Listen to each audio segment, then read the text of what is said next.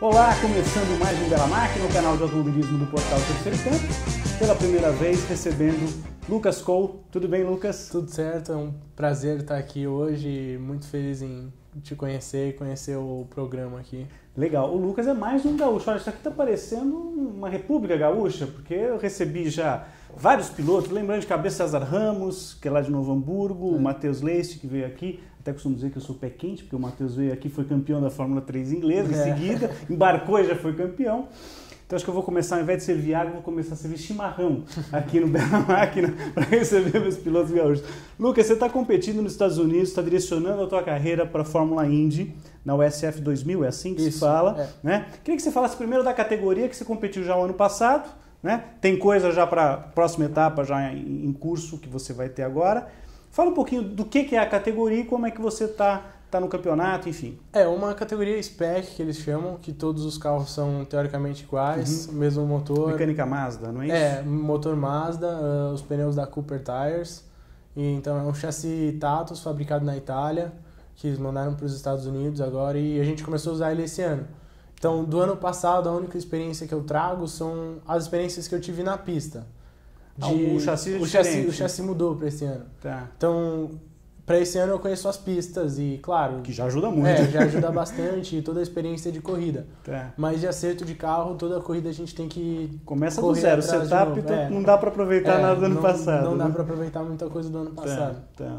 E em termos de tempo, estão melhores? Você está sentindo cerca de, dependendo da pista, 2 segundos mais rápido. Puxa vida. O mesmo pneu? Vocês estavam competindo? Não, a gente pneu tem... também? Não, em relação ao passado, é o mesmo pneu. É a mesma marca, mas os pneus são maiores. Tá. Então, o pneu que a gente usava na traseira no passado é o nosso pneu dianteiro desse ano. Vocês estão com mais gripe agora. A gente o carro, ele não tem muita mecânica aerodinâmica, mas tem bastante grip mecânico, vindo do pneu e de suspensão e de todo o acerto que a gente tem. Então, a parte de downforce dele é mais de chão mesmo. A parte de grip, de aderência é mais voltada ao acerto da parte mecânica. A parte de asa, as asas não geram muita aerodinâmica, então a gente até atinge velocidades um pouco mais altas que a do ano passado na reta. E na faixa, só para o pessoal ter uma ideia, essas velocidades mais ou menos em que faixa? Na Indianápolis, que era a pista com a reta... misto, né? Vocês andaram no misto, com a pista da reta mais longa e no oval, que a gente testou também em Iowa, a gente estava dando 245, 250 de final. Que média muito legal. Com um câmbio de 6 marchas, sequencial, paddle shift, tudo eletrônico, então... Carro bem gostoso e prazeroso de guiar. Um pouco mais fácil que o carro do ano passado, porque ano passado a gente tinha alavanca de câmbio. Era diferente a alavanca. Era sequencial, mas era na alavanca, senão a gente já tem o paddle shift, eletrônica Cosworth. Então, já deu uma melhorada. Um conforto para o piloto, principalmente. As baterias são... No começo era meio sem graça, assim, vindo do ano passado, porque do ano passado você tinha que lidar com a troca de marcha no pedal, na alavanca. Esse ano, no começo, foi até um pouco estranho pra gente que já vinha do ano passado, porque ficou muito fácil de guiar. O volante é mais pesado, o carro é mais pesado, eu tive que fazer uma intensificação na minha preparação física, mas... ficou mais tranquilo, digamos assim, a guiada com os paddle shifts e com a parte toda da tem que tirar o mão do volante, quer dizer, é um desgaste físico menor que você acaba tendo, né? Agora, o que você falou é importante, porque eu recebo essa molecada aqui, às vezes dá uma diferença de tempo de uma primeira entrevista que eu gravo por uma outra. Aconteceu isso recentemente com um kartista que veio aqui, o Gianluca Petekoff. Ele veio aqui menininho, agora já está um moção grandão, forte, fazendo musculação. Porque é preciso, né? Sim. Realmente, vocês estarem ligados nisso, né? E a gente tem que tomar cuidado, porque ao mesmo tempo que a gente precisa ser forte para guiar o carro, a gente não pode ficar muito pesado. Exatamente. Então eu faço o treinamento aeróbico todos os dias, mais ou menos uma hora e pouco. E aí, durante a tarde, a gente faz o treinamento de academia, assim, para fortalecer. Manter uma dieta... E não comer demais. Você tem algum problema de facilidade para engordar? Não. Até eu cheguei nos Estados Unidos, eu tava muito leve, era meio... precisei dar uma encorpada e agora eu tô mantendo só. E as baterias? Vocês têm rodadas duplas? É assim que funciona? Normalmente são um treino oficial, uma classificação. Começa em que dia da semana? Na sexta-feira? Depende muito, porque como a gente corre junto com a Indy, depende no mesmo final de semana, depende de quando é a corrida da Indy. Certo. Porque a Indy ela não pode atrasar, porque depende muito de transmissão de televisão e tal. Tem toda essa parte comercial. Então, normalmente, às vezes a gente tem treino extra na quinta-feira, um dia antes, e aí ou na quarta, dependendo, e aí temos uma corrida na sexta e uma no sábado, uma corrida no sábado e outra no domingo, dependendo de quando Pontuações são iguais das duas baterias? São, mas as classificações são separadas, então você tem uma classificação para cada corrida. Não tem nada de grid invertido, como acontece em algumas cada categorias. Cada categoria tem. Cada corrida tem a seu sua grid dependendo da classificação que teve. Isso foi uma coisa que entrou esse ano que eu acho que para os pilotos é muito interessante, porque às vezes você não está com um carro tão bom na classificação e ano passado você precisava dar 2 voltas rápidas. E aí já ficava meio difícil, porque às vezes o carro estava bom para uma volta, mas não para 2. Então esse ano eles fizeram 2 classificações menores, mas que você consegue encaixar, você consegue ajeitar o carro de uma para outra. Às vezes as duas são no mesmo dia, uma de manhã e uma de tarde, mas eu acho que pra gente ficou melhor porque dá a possibilidade de começar do zero, digamos assim. Ainda mais se você tem algum problema na corrida, alguma coisa. Vocês, só para o pessoal ter uma ideia do calendário, né, a próxima etapa que vocês têm pela frente é o Kart Lake, que bate exatamente com a Indy, né? E com a Lights também, né? Que também com a Lights, todo o Road to Indy. Toda a parte que vai ser agora dia 22, entre os dias 22 e 24 de junho. Sempre no circuito misto, vocês nunca correm em ovais, né? A gente corre em Iowa. Iowa. De Iowa. Tá. E que aí é a próxima, exatamente. Depois dessa de Elkhart Lake, Iowa, entre 8 e 9 de julho. Aí depois vocês vão para o Canadá, tem Toronto, né? Que é pista de rua. Pista de rua, que é um desafio legal, né? Também, é uma pista muito interessante. E pista de rua, ela sempre muda. Então, a pista nunca tá... O traçado é o mesmo, a gente fala que muda, mas o traçado é o mesmo. O que muda são as características da pista. Então, num treino você pode sair e não vai ter aderência nenhuma na pista. No outro treino você vai no final da tarde, andou o carro o dia inteiro, a pista tá com borracha, o carro está muito mais rápido. Porque como não é usado habitualmente, né? E normalmente a primeira categoria a sair é a categoria que a gente diz que limpa a pista. Porque de noite eles abrem os cruzamentos, porque é no centro de Toronto, então eles precisam usar as ruas, então é sempre um desafio um pouco maior. E claro, tem todas as dificuldades da rua, ondulações e bueiros. Você já correu lá no passado? Já, a gente correu. É legal? Você gosta desse tipo de circuito? O que você prefere mais? Você já andou no oval também? Já. Então entre tudo, vai, tu escolher que você gosta. Eu acho que, na real, não dá pra comparar muito, porque são totalmente diferentes, assim. O acerto do carro é totalmente diferente. O acerto do carro é totalmente diferente, principalmente pro oval. O oval é muito rápido, você tem que, até a cabeça do cara tem que ser diferente quando você vai andar no oval. Porque é um conceito totalmente diferente, é uma pista muito mais difícil, você tem que respeitar mais. Cuidado com quem está do teu lado, então né? Você tem que acostumar com o spotter falando no teu ouvido, porque como eles prendem a tua cabeça, você não consegue olhar pro lado. Então sempre tem alguém falando no rádio contigo e essas coisas. Traduzindo só, Lucas, nem sempre todo mundo pode estar. O spotter é o cara que vai lá o cara que fica em cima da torre observando e vai passando instruções, porque o piloto não está sabendo se tem um cara se aproximando, entre aspas, perigosamente, numa forma ali que você precisa cuidar um pouquinho para evitar uma mudança de trajetória. E ele fica olhando o que acontece na frente também. Então, se houve um acidente, tem um acidente na frente, ele que vai me dizer que linha da pista que eu tenho que ir, se eu tenho que ir para baixo, se eu tenho que ir para cima. Porque no oval, quando você está no meio da curva, você não enxerga a saída da curva, porque a pista é inclinada. Você tem que ficar olhando para cima para enxergar. Então, o spotter é uma parte muito importante da nossa. E torcer pro radinho nunca parar de funcionar. E pro rádio não parar de funcionar. É isso aí. Bom, só fechando aqui, Lucas, então a gente depois de Toronto tem exatamente Mid-Ohio, né? Que vai ser um oval, não é isso? Não. Desculpa, Iowa anterior, Mid-Ohio normal. E fecha o campeonato em Watkins Glen, que é uma pista histórica para o Brasil, né? Porque foi onde o Emerson Fittipaldi ganhou sua primeira corrida na Fórmula 1. Eu não cheguei a andar lá ainda, porque no passado a gente fechava o campeonato em Laguna. Ah, tá. Então vai ser uma experiência nova para você. Mas dizem que a pista é fantástica. Não, todo mundo, todos que vieram aqui. Uma das pistas que eu tô mais ansioso para andar assim esse ano é Watkins Glen. Ainda mais agora que eles fizeram o asfalto todo novo na pista. Ano passado a Indy foi muito rápido lá, então vai ser bacana. Estou bem ansioso para andar lá. Lucas, eu tenho recebido pilotos já desde 2010, 2009, 2010 aqui. A gente recentemente completou a 100ª edição do programa. E eu recebo jovens pilotos, muitos deles que ao longo da trajetória deles direcionaram as suas carreiras para os carros de turismo, outros para os fórmulas na Europa, e você está direcionando a tua carreira nos Estados Unidos. acho que também percebendo o quão difícil está ficando o automobilismo na Europa, as dificuldades em chegar à Fórmula 1 que estão absurdas, muito mais do que sempre foram. Queria que você falasse um pouquinho, até porque eu sei que jovens pilotos podem estar assistindo e de repente você pode dar alguma clareada aí para o pessoal que queira fazer. Eu não cheguei a ter nenhuma experiência na Europa. Tá. Eu fui direto para os Estados Unidos. Eu tenho a ajuda do Roberto Moreno. Que já esteve aqui com a gente, uma das melhores entrevistas que a gente teve. Que o Roberto me ajuda há 3, 4 anos já. Então ele que meio que me direcionou para os Estados Unidos, assim, me falou que era um caminho talvez mais acessível que a Europa. Sim. Porque na Europa você precisa ter muito dinheiro. Não adianta só você ganhar a corrida, né? E só talento. Você precisa ter muito dinheiro. E nos Estados Unidos, principalmente por causa do Road to Indy, eles te ajudam com patrocínio, você ganha o campeonato, eles te ajudam no ano seguinte. Então, com bolsas de patrocínio e essas coisas, e eles te dão um espaço de mídia grande. Curta o caminho, né? Um pouquinho, né? Através do aplicativo que eles têm, transmissão ao vivo, dar entrevista e tudo. E parece ser um ambiente muito mais amigável do que na Europa também, entre as equipes.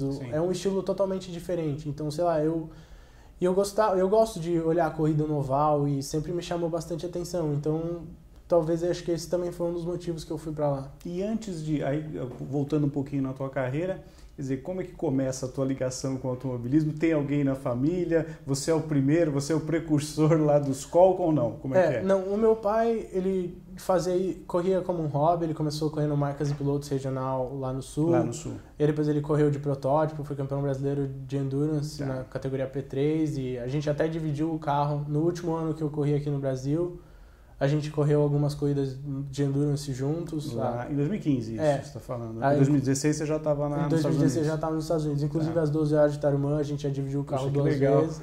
Deve ter sido uma emoção enorme teu pai, né? Fazer isso. Aí depois, até agora ele já não está mais correndo. Foi o último ano que ele correu, foi o ano que a gente estava junto. Mas de qualquer forma vocês tiveram essa experiência numa prova longa, e né? desde que ele começou em 2008, eu sempre acompanhei ele no autódromo. Então eu era muito pequeno, eu já conhecia. Então as equipes lá do Sul eu conheço desde que eu era pequenininho, assim. Então todo mundo já me conhece lá.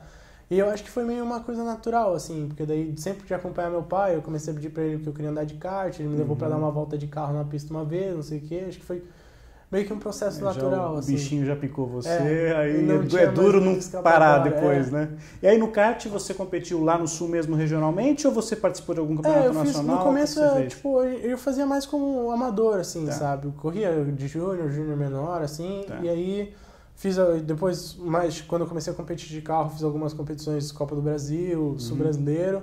E em 2015, então, no ano que eu corri algumas provas de endurance, eu me foquei bastante no kart foi reforçar a minha base antes de ir para os Estados Unidos. Então eu fiz Copa São Paulo Light, fiz SKB, Campeonato Brasileiro, tudo aqui pelo país inteiro antes de eu sair para os Estados Unidos. No Brasil todo. E aí, para não ficar parado do carro, eu fiz algumas provas de endurance também. Aí já é um carro de turismo e tal, outra um tocada, né? É um protótipo, é um pouco diferente do Fórmula. Mas é um conceito interessante também, que eu acho que foi uma experiência boa para mim de guiada de longa duração, você administrar a corrida, administrar o pneu. Como tocar, principalmente pneu, né? E aí você vai pensando na estratégia enquanto você está guiando, você guia de noite, na chuva, no seco. Não adianta você querer ser muito rápido, de repente não ter pneu para terminar a prova. E aí o carro também não aguenta até o final, você força muito. Então... E você teve uma experiência também com a chamada Fórmula Júnior, né? Que eram aqueles carrinhos menores, né? Foi o meu primeiro contato com um carro de corrida, foi com a Fórmula Júnior. Né? Pequeno, né? Eu fiz minha escola com eles e eu acho que para mim foi o ideal. Porque eu já conhecia a pista de Tarumã, já fazia 3, 4 anos que eu ia para Tarumã olhar a corrida, que eu passava a maioria dos meus finais de semana lá. Então, para mim, a pista não era um problema. Eu só precisava fazer a introdução. É um carro fácil de guiar, 4 marchas, monoposto, pequenininho. Então, eu fiz um ano, eu fui campeão da categoria novatos. Mas legal, né? Porque já tem ajuste de suspensão, tem uma... já é uma escola realmente bacaninha, você né? aprende. Até agora a categoria não tá mais funcionando. É verdade. Né? Mas na época, para mim, foi muito bom. E já era com a equipe que eu conhecia, porque foi a mesma equipe que eu corria, era a equipe que meu pai corria, o campeonato de endurance. Legal. Então eu já estava convivendo com eles há um ano. Então o chefe da equipe já me conhecia, todo mundo já me conhecia. Então eles estava em casa. Para mim foi um ano muito bom aquele, de aprendizado, assim, aprendi muita coisa. Tá.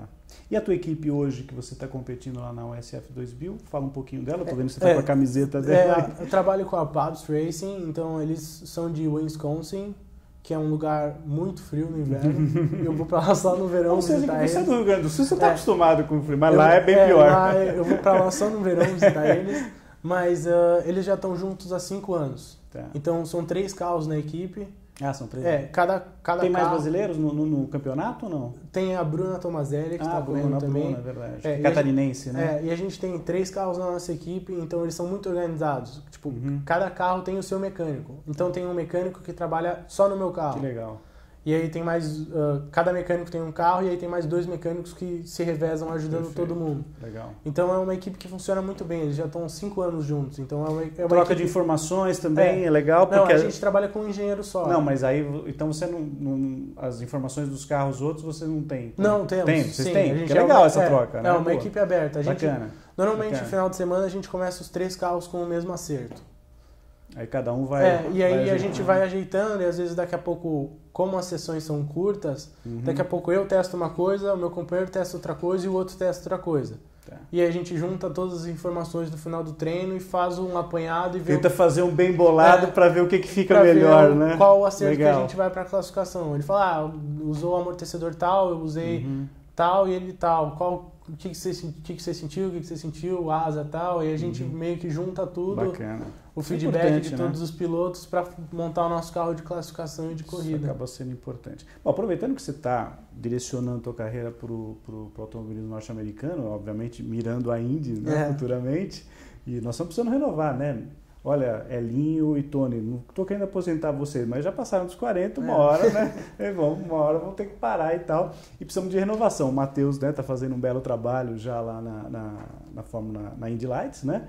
E você também está chegando aí. Você deve ter acompanhado essa verdadeira mexida que deu a chegada do Fernando Alonso para guiar nas 500 milhas. Como é que você viu a participação dele? Que acho que, não vou dizer que surpreendeu, mas realmente ele pegou a mão do carro rápido, né? Realmente, quando foi anunciado, eu achei que ele não ia ter tanto alvoroço nos Estados Unidos como ele tem na Europa. Porque nos Estados Unidos o pessoal é meio assim com a Fórmula 1 ainda. Não ligam tanto, né? Mas foi totalmente ao contrário. Eu tava olhando as 500 milhas lá, então todas as vezes que a gente passava... Você não estava em Indianápolis? Tava. Você estava lá? Sim, olhei a semana inteira lá. Ah, legal. Então todas as vezes que a gente passava pelo box dele, tinha gente com a bandeira da Espanha, das Astúrias, sempre esperando ele vir. E ele foi muito receptivo com o público, né? Ele mudou muito, eu acho que ele teve que se adaptar muito ao estilo dele. Né? Porque se ele fosse uma pessoa fechada lá, não ia funcionar. Tá. As pessoas não iam ter aquela receptividade que eles tiveram com ele. Então eu acho que ele acabou se adaptando e o pessoal acabou gostando que ele fez aquilo e ele se esforçou bastante também, eu acho, porque principalmente a Indy é muito aberto, então no grid qualquer pessoa que tem ingresso consegue caminhar lá. A gente fez as coberturas de todas as etapas que nós tivemos aqui no Brasil, da São Paulo Indy 300 aqui no AMB. E eu senti exatamente isso, que a dificuldade que a gente tem com a Fórmula 1 em poder se aproximar, etc., nós não temos com a Indy. Com a Indy é totalmente ao contrário. Então eu acho que ele viu que ele não tinha como evitar aquilo e acabou, digamos assim, se jogando. Então ele acabou... E o desempenho, tecnicamente falando, foi Eu acho que legal, foi muito bom, porque ele é um piloto muito completo. É um dos melhores pilotos que tem, eu acho.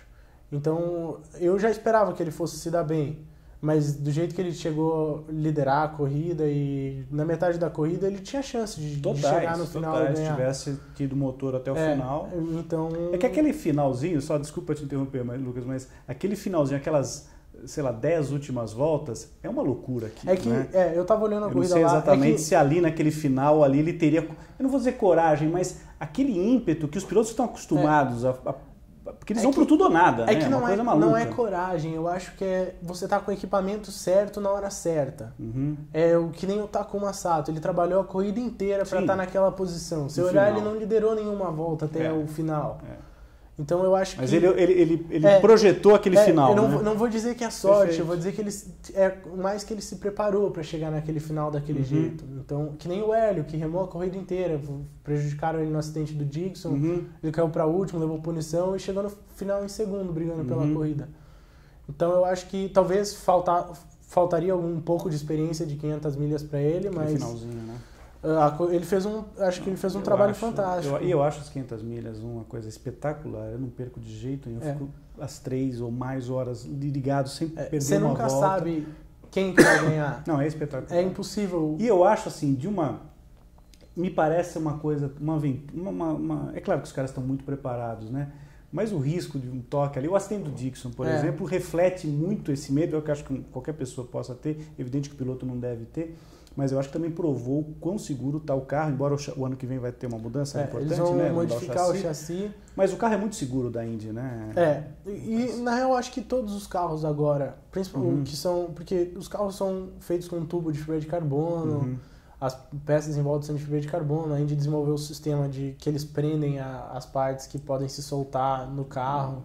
E as pistas também, mesmo os ovais, quer dizer, antigamente os muros eram muros de concreto, hoje você tem uma proteção muito maior. Eles desenvolveram um soft wall, aquela rede que o Dixon até acertou lá, que aquilo acho que também acabou aliviou, ajudando a absorver o impacto dele, então... Mas você vê, ele machucou o pé só naquele acidente. O piloto não gosta de falar assim, mas já teve algum susto forte em alguma categoria, alguma coisa que você passou? Muito forte, assim, não, só normal, batidinha normal, Nada de nada muito. E você andou em oval ano passado? Andei. E aí, como é que foi a primeira saída tua no oval? Você tinha feito o teste em simulador? Alguém estava te dando dica, de repente o Moreno? Enfim, como é que foi a tua primeira experiência? Você pegou fácil o jeito da tocada? É um pouco complicado, porque mesmo que todo mundo te fale o que esperar, nunca é a mesma coisa. Porque cada um tem um jeito diferente de reagir, eu acho. Tem piloto que chega e reage bem. Na hora, assim, mas tem cara que leva um pouco mais de tempo. Aí eu tive meia hora de treino de novatos e aí depois mais meia hora com os pilotos experientes. Então é muita gente te passando, porque os caras já andaram, já tinham um ritmo, já tinham tudo, e a gente andou numa pista muito difícil, que era o Lucas Oil Raceway, que é uma pista que você tem que andar colado no muro bem alto. Então, para eu conseguir andar alto, colado no muro, levou um tempo. Porque você tem que acostumar com o capacete preso, com o cara falando no rádio, aquelas coisas que a gente já conversou. A falta de visão ali, né? A falta de visibilidade, e você tem que sempre manter o ritmo, e é muito rápido, cada volta é 16, 17 segundos você está dando uma volta. Quantos carros vocês têm? Esse ano 22, 23 carros. É um grid grande, quer dizer que numa pista oval ali, qualquer bobeadinha... Não sei se no oval, porque tem bastante piloto que tem medo de correr no oval. Então tem alguns que não fazem. Tem alguns que não fazem, mas acredito que esse ano vai ser próximo em torno de uns 20 carros. Legal. Bom, aproximando do final, queria que você deixasse, Lucas, alguma rede de contato tua, rede social, quem quiser te acompanhando vai passar aí embaixo, Facebook, Instagram... Tem a minha página no Facebook, meu Instagram é Lucas, o número 1, Call. Call é K-O-H-L, está passando aí para vocês verem. E o meu Twitter é Lucas Cole, também a gente sempre posta muitas notícias, durante o final de semana de corrida a gente posta as fotos e... Quem quiser apoiar você também pode entrar em contato. Tem espaço no carro, no capacete, no macacão. Mensagem no Facebook. Legal. A gente também tem o meu e-mail de contato que está no meu Instagram, no Facebook também. Então... Legal. Então tá bom. Lucas, muito obrigado pela tua presença hoje aqui no Bela Máquina. Foi um prazer te receber. Faço votos que não só na próxima etapa, com o teu próximo compromisso lá em Road America, né? Isso. Em Elkhart Lake, você tem um ótimo desempenho e ao longo de toda a temporada e futuramente, imagino, aí passando para Lights depois e depois a Indy, vamos estar sempre com portas abertas para te receber aqui. Vai ser um prazer te receber sempre aqui, tá bom, meu querido?